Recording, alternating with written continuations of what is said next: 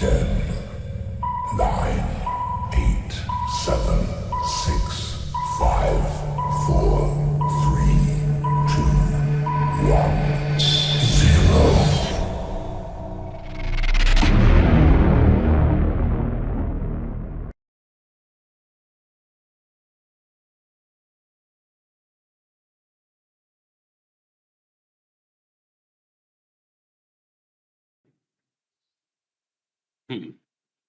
Start किया जाए।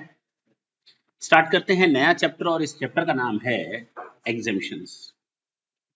एक बहुत लंबी लिस्ट है इसमें, ये याद रखना, बहुत ही लंबी लिस्ट है तैयार करने के लिए कि गवर्नमेंट ने किन किन चीजों को एग्जेम्प्ट किया है, चाहे वो गुड्स का केस हो चाहे वो सर्विसेज। गुड्स तो चलो ठीक है, बहुत रेयर है, मतलब बहुत कम लिस्ट है, लेकिन सर्विसेज की अच्छी खासी लिस्ट है, मोर देन 100 आपको लिस्ट मिलेगी। ठीक, अब अगर हम उस लिस्ट को आज स्टार्ट करेंगे तो will start to get confused कि हम पढ़ क्या रहे हैं। अच्छा, जो टॉपिक्स हम बताने जा रहे हैं एग्जेम्पशन से रिलेटेड, वो ऐसे टॉपिक्स हैं जो डेली 2-4 होता है बंदा या एक प्रैक्टिशनर्स, ठीक है ना।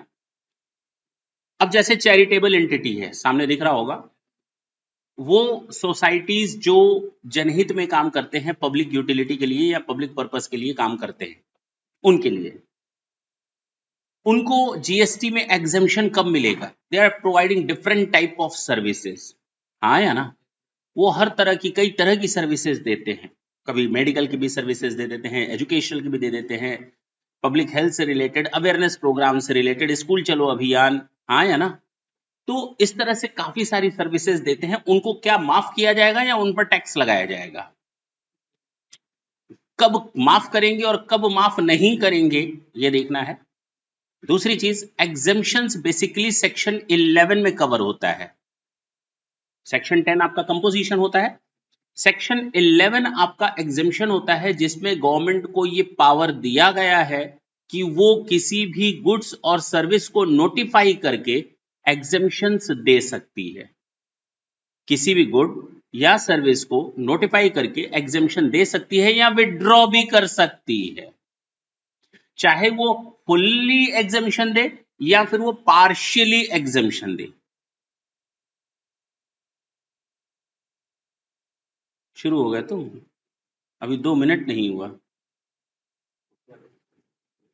या तो वो फुल्ली एग्जेम्पशन दे या तो वो पार्शियली एग्जेम्पशन दे। फुल्ली या पार्शियली का मतलब पूरी तरह से माफ है या उसका कोई हिस्सा माफ है, या परसेंटेज के बेसिस पर या वैल्यू के बेसिस पर, वो हम लोग देखेंगे। आज हम लोग टॉपिक जो देखने जा रहे हैं that is exemptions under GST for charitable societies या चैरिटेबल इंस्टीट्यूशंस या charitable entities. This is your entry number 1। Entry number 1 ये संजोग है, अगर ये एंट्री नंबर 10 भी होता तो शायद आज मैं पहली बार उसी को ही पिक करता। ये मत सोचना एंट्री नंबर 1 है that's why I picked it, not at all. Clear? ये टॉपिक आपको ये समझाने में हेल्प करेगा कि हम लोग आगे कैसे आगे बढ़ेंगे। और अगर इतने ज्यादा टॉपिक्स हैं तो सर सारे टॉपिक्स पर ही एक लेक्चर होगा क्या?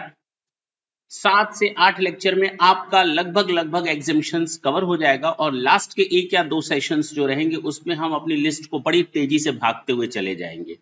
ये म्युनिसिपल कॉर्पोरेशन का है, ये गवर्नमेंट एंटिटी द्वारा है, ये फलाना ये ढिमाका है, वो जल्दी जल्दी खत्म हो जाएगा। लेकिन हाँ, जो मेन टॉपिक्स हैं वो हम शुरू में कवर करेंगे। Is it clear? अच्छा, चैरिटेबल एंटिटीज क्या मतलब होता है? सबसे पहले तो हमें ये पता चले कि किसको ये बेनिफिट्स हम देने जा रहे हैं, किसको ये बेनिफिट्स हम लोग देने जा रहे हैं। ये एक नया सेक्शन है इनकम टैक्स एक्ट में, रजिस्ट्रेशन का। नया इन द सेंस पुराना ही हो गया या नया समझो, ये 2021 फाइनेंस एक्ट में ऐड किया गया। फाइनेंस एक्ट पुराना ही हो गया एक तरह से, 2021।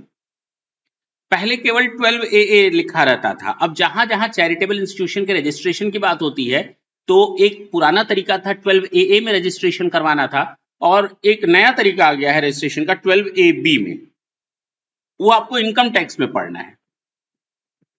तो अब क्या बोलता है कि कोई भी एंटिटी जो रजिस्टर्ड है 12AA या 12AB में, कोई भी एंटिटी रजिस्टर्ड होगी AA और AB में, तो इसका मतलब वो चैरिटेबल एंटिटी है ना भाई। मेरी बात सुनो, कोई भी एंटिटी नहीं, केवल चैरिटेबल एंटिटी। 12 AA में सबका रजिस्ट्रेशन नहीं होता, AB में सबका रजिस्ट्रेशन नहीं होता, केवल चैरिटेबल एंटिटी का होता। तो ये मत समझ लेना any entity.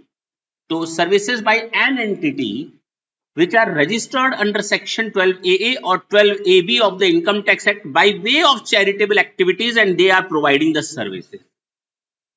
Is it clear? तो अगर कोई चैरिटेबल एक्टिविटीज जो प्रॉपर तरीके से इनकम टैक्स के सेक्शन 12AA और 12AB में रजिस्टर्ड है और वो अपनी कोई चैरिटेबल एक्टिविटी कर रहा है, ये भी मत समझना कि all activity, only for charitable activity, यानी the charitable entity shall get the exemption under this clause और under this entry only if they are providing the benefit और charitable activities. Non charitable activities पर वो tax लग जाएगा, फिर GST नहीं मिलेगा। ये नहीं कहना कि नॉन चैरिटेबल एक्टिविटीज पर भी चैरिटेबल एंटिटी को माफी है, ना बाबा ना। अगर नॉन चैरिटेबल एक्टिविटीज हैं तो वहां पर उसको उस सर्विस के अगेंस्ट लिए गए कंसिडरेशन पर पेमेंट टैक्स का करना, टैक्स मतलब जीएसटी का करना पड़ेगा। क्लियर हुआ? अच्छा, इन ऑर्डर टू क्लेम, ये पूरा हो गया, इतना ही लिखा हुआ है। अगर एंट्रीज में देखो तो एंट्री नंबर 1 में बस इतना ही लिखा है, नॉट मोर देन दैट। लेकिन in order to claim exemption 2 condition must be satisfied. मैंने ये 2 कंडीशन अभी बताई। पहला, उसका रजिस्ट्रेशन होना चाहिए और वो चैरिटेबल एक्टिविटीज दे। Is it clear? कोई डाउट? इट इंप्लाइज, ये बताता है कि tax payable on any services other than charitable activities, हाँ या ना, to other person provided by an entity under फलाने विभाग का। ठीक है, हो गया। चैरिटेबल एक्टिविटीज का मतलब क्या होता है? चैरिटेबल एंटिटीज का मतलब क्या हो, एक्टिविटीज का मतलब क्या होता है? एंटिटी तो समझ में आ गई, 12AA और 12AB। अगर वो चैरिटेबल पर्पस के लिए होगा तो माफ होगा, नॉन चैरिटेबल पर्पस के लिए होगा तो वहां पर टैक्स पे किया जाएगा। यही तो मैंने बताया। अच्छा, अब चैरिटेबल एक्टिविटीज का मतलब क्या है? एक्टिविटीज में कौन कौन सी चीजें आएंगी वो भी डिफाइन किया हुआ है। Charitable activities means activities relating to number 1 care और काउंसलिंग ऑफ, केयर करें या काउंसलिंग दें। पब्लिक अवेयरनेस, मैंने कहा ना अवेयरनेस फैलाएं, तो या तो आप केयर और काउंसलिंग करें या अवेयरनेस फैलाएं। किस चीज के बारे में? केयर और काउंसलिंग टर्मिनली इल पर्सन और पर्सन्स विद सीवियर फिजिकल और मेंटल डिसेबिलिटी, जिसके साथ फिजिकल या मेंटल डिसेबिलिटी हो, उनको केयर करना और उनका काउंसलिंग करना। कई लोगों को जरूरत होती है मनोवैज्ञानिक की, हाँ या ना, तो वो लोग जाते हैं डॉक्टर के पास अपनी प्रॉब्लम्स को दूर करने। बुरे बुरे सपने आ रहे हैं, वो डिस्टर्ब रह रहा है, तो वो जाते हैं उसकी काउंसलिंग कराने। किसी चीज का फोबिया है तो उसकी जाते हैं काउंसलिंग करवाने। और कोई मेंटली डिस्टर्ब है या कोई फिजिकली डिसेबल्ड है तो ये लोग केयर और काउंसलिंग की रिक्वायरमेंट होती है। क्लियर? अच्छा, पर्सन्स अफेक्टेड विद HIV और एड्स, अगर HIV और एड्स से कोई अफेक्टेड है तो उसके लिए भी यहां पर व्यवस्था है। Person addicted to a dependence forming substance such as narcotic, drugs और एल्कोहलिक, अगर कोई नशेड़ी है, बोलने की मजाक ना समझे, अगर कोई नशा करता है तो उसको भी केयर और काउंसलिंग की जरूरत पड़ती है। क्लियर है? तो हमने केयर और काउंसलिंग किसकी की? जो मेंटली और फिजिकली डिसेबल्ड है या फिजिकली चैलेंज्ड है, नंबर 1। नंबर 2, HIV और एड्स से अफेक्टेड लोग। और तीसरा मैंने बताया जो ड्रगिस्ट होते हैं, वो ड्रग बेचने वाले नहीं, ड्रग एडिक्ट होते हैं। Public awareness of preventive health, हम अवेयरनेस फैलाते हैं कि अरे घर के बाहर पानी इकट्ठा ना होने दो, मलेरिया हो जाएगा। तो public awareness of preventive health, पहले से ही रोकथाम करो। और दूसरा, फैमिली प्लानिंग और प्रिवेंशन ऑफ HIV इन्फेक्शन। तो इस तरह की अगर हम पब्लिक अवेयरनेस देते हैं तो पब्लिक हेल्थ के बारे में, यानी पहली चीज ही किसके बारे में है, यानी अगर हम चैरिटेबल एक्टिविटीज की बात करें तो उसमें सबसे प्राइम पर रखा गया है पब्लिक हेल्थ। पब्लिक हेल्थ में आप केयर करते हैं, काउंसलिंग देते हैं सबको, और दूसरा या फिर अवेयरनेस देते हैं। नेक्स्ट, एडवांसमेंट ऑफ रिलीजन और स्पिरिचुअलिटी और योगा। जब आप अपने किसी धार्मिक कार्य को या स्पिरिचुअलिटी वर्क को या योगा को अवेयर करते हैं, लोगों को समझाते हैं या उसकी प्रैक्टिस करवाते हैं, वो भी इसमें शामिल है। Third, advancement of educational program और स्किल डेवलपमेंट प्रोग्राम। कितनी बड़ी बात है कि अगर हम कोई एजुकेशनल प्रोग्राम चला रहे हैं या स्किल डेवलपमेंट प्रोग्राम चला रहे हैं वो, लेकिन किसके लिए? अरे किसके लिए? सबके लिए नहीं। अबेंडेंट छोड़े गए लोग, जिनको घर वालों ने छोड़ दिया है, ऑर्फन्ड अनाथ लोग, या होमलेस चिल्ड्रन, फिजिकली और mentally abused and traumatised person, prisoners, persons over the age of 65 residing in a rural area। Clear है? तो अगर हम इन लोगों को कोई एजुकेशनल प्रोग्राम दे रहे हैं या कोई स्किल डेवलपमेंट दे रहे हैं, प्रोग्राम दे रहे हैं, तो उनके लिए ये बेनिफिट मिलेगा, ये चैरिटेबल एक्टिविटीज की कैटेगरी में आएगी। तो हम एजुकेशनल प्रोग्राम किसको दे रहे हैं? बच्चों को। हम एजुकेशनल प्रोग्राम किसको दे रहे हैं? 65 ईयर्स से अधिक वाली एज को, हाँ या ना? हम फिजिकली डिसेबल्ड लोगों को दे रहे हैं, मेंटली अब्यूज लोगों को, या ट्रॉमेटाइज्ड पर्संस को दे रहे हैं, या प्रिजनर्स को दे रहे हैं, तो उनके लिए ये बेनिफिट है। अभी स्कूल और कॉलेज भी आएगा, कोचिंग इंस्टीट्यूट भी आएगी, तो कोचिंग इंस्टीट्यूट के लिए अलग एंट्री है। एजुकेशनल कॉलेजेस के लिए, जो कॉलेज वगैरह उनके लिए एंट्रीज है, चिंता न करना। तो वहां पर भी लिखा होगा 12A और 12AB में रजिस्टर्ड। बात समझ में आई? तो वहां उसके लिए अलग एंट्री बनी हुई है। तो मैंने कहा ना, इसको कर लोगे तो इसके साथ साथ 4-5 एंट्रीज तो अपने आप हो रही हैं, वहां समझने में दिक्कत नहीं होगी। तो पहले इसको एक बार समझ लेते हैं। यहां चैरिटेबल एक्टिविटीज का एंट्री नंबर 1 में कौन कौन आएगा? क्लियर? अच्छा, preservation of environment including watershed, forest, wildlife, जंगल या जंगल की सारी चीजों को, चाहे वहां के जानवर हो, वाइल्ड लाइफ हो, चाहे वहां का इन्वायरमेंट हो, इकोसिस्टम को आपको मेंटेन करना, ठीक है ना, उसको प्रिजर्व करना, ये चीजें समझ में आई बात? तो चैरिटेबल एक्टिविटीज में पहला हो गया क्या? Public health. दूसरा आपको मैंने बताया स्किल डेवलपमेंट प्रोग्राम या एजुकेशनल प्रोग्राम, किन किन के लिए वो बता दिया। थर्ड मैंने बताया आपको एनवायरमेंट के बारे में, रिलीजन, स्पिरिचुअलिटी और योगा के एडवांसमेंट के बारे में, और लास्ट मैंने बताया, अच्छा हो ही गया, चारों चीजें हो गई, ठीक। अब यहां पर एक वर्ड लिखा था,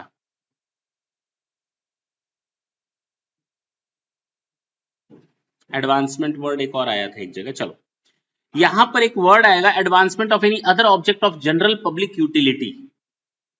advancement of any other object of general public utility, किसी भी काम को जनरल पब्लिक यूटिलिटी के लिए करना जरूरी नहीं कि वो चैरिटेबल पर्पस के लिए हो। जैसे in case if charitable trust is carrying out any activity relating to advancement, the same shall not exempt from GST. However, the trust can avail the exempt threshold limit of rupees 20 lakhs और 10 lakhs, जो भी हो, बात की बात है। Charitable activities की services की बात कर रहे हैं हम। किसकी बात कर रहे हैं?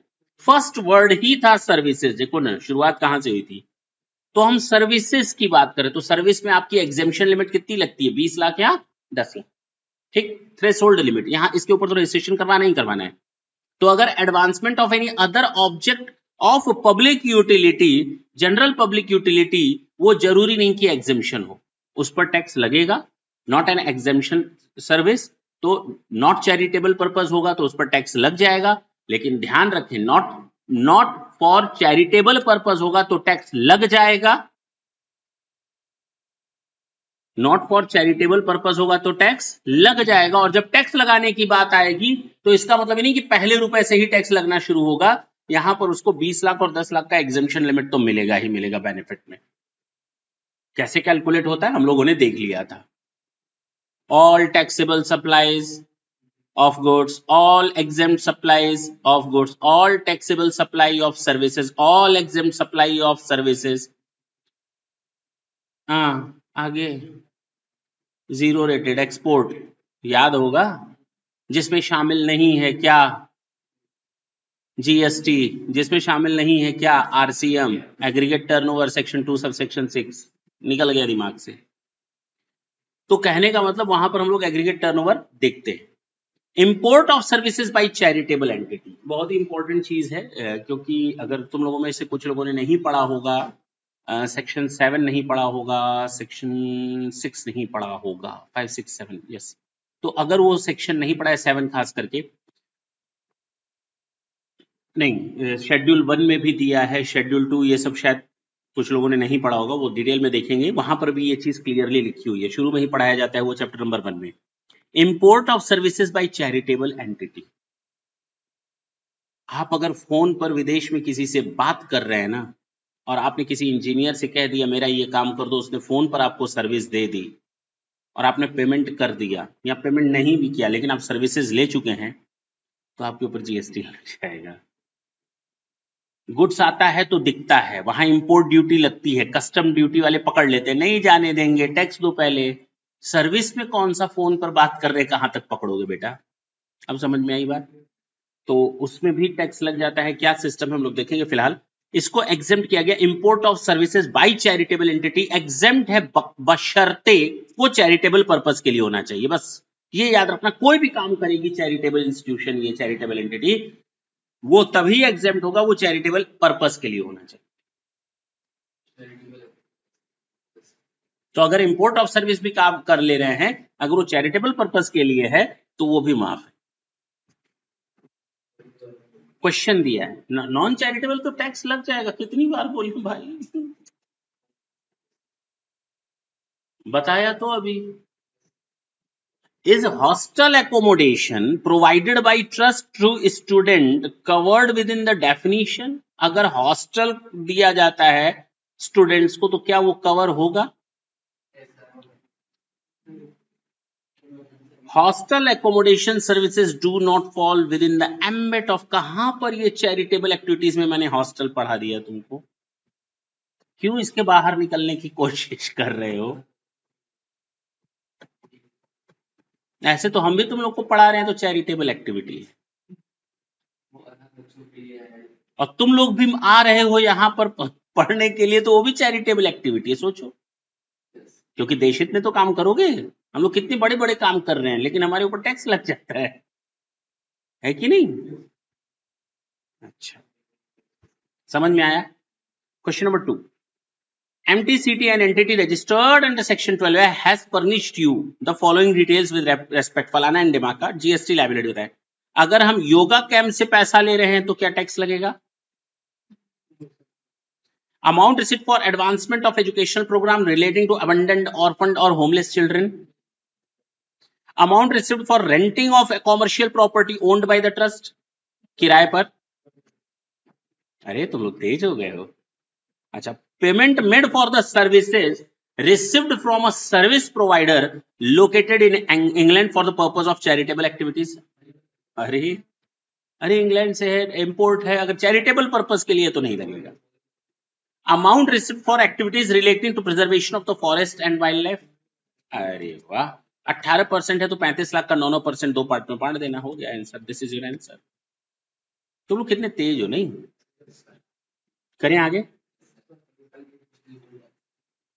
क्या करो, और सीधे बैठ जाएं सेठ जी।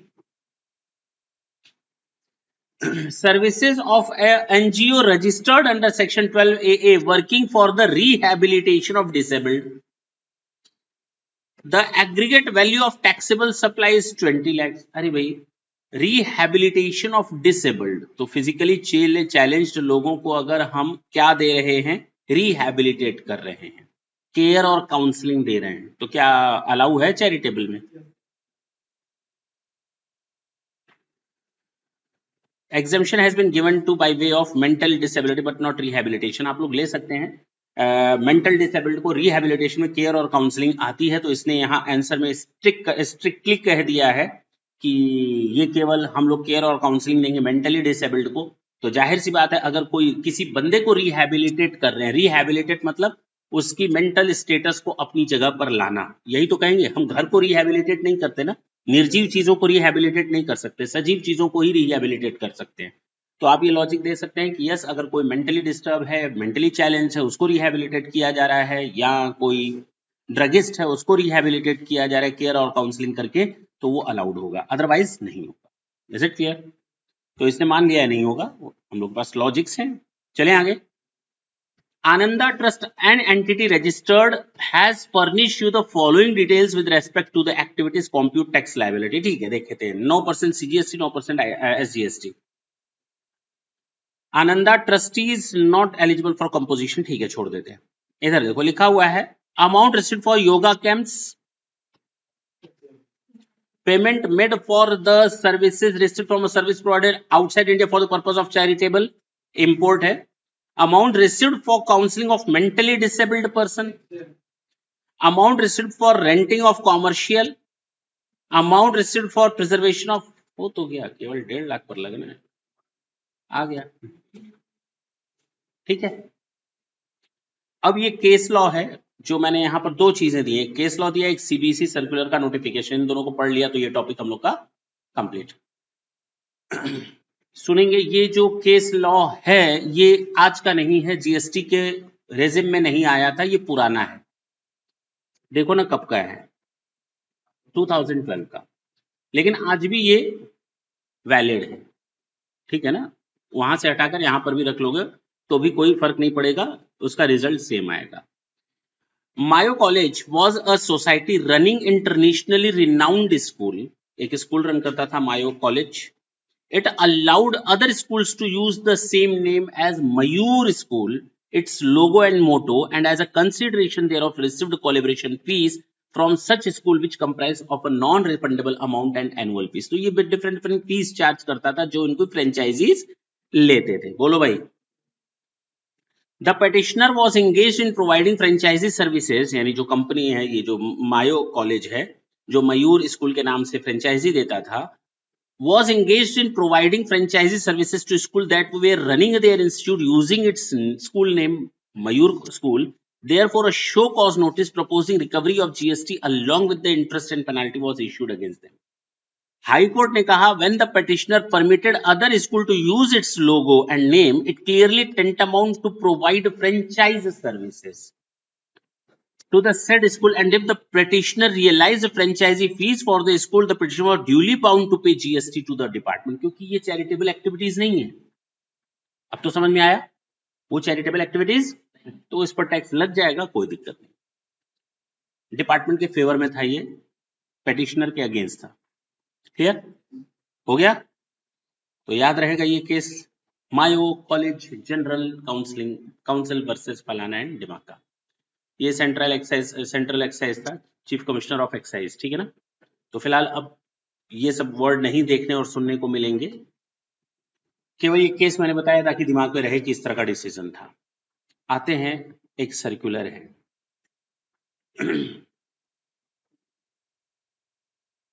GST on residential program or camps meant for advancement of religion, spirituality or yoga by religious and charitable trust। चलो पढ़ देते हैं, शॉर्ट में बताने से कोई फायदा नहीं है, कुछ छूट सकता है। The services provided by entity bye way of advancement of religion, spirituality और योगा आर एग्जेम्प्ट, ये हम लोग पढ़ चुके हैं। फी और consideration charged any other form for the participating in a religious yoga or meditation program would be taxable or not। कहता है meditation or camp mean for advancement फलाने मगर residential program or camps where the fees charged include cost of lodging and boarding shall also be exempt as long as the primary and predominant activities to be done। हमने योगा सिखाना है, मैंने एक camp डाला शहर में और मैंने लोगों को इनवाइट किया, आओ हम 1 हफ्ते का योगा कैंप कर रहे हैं।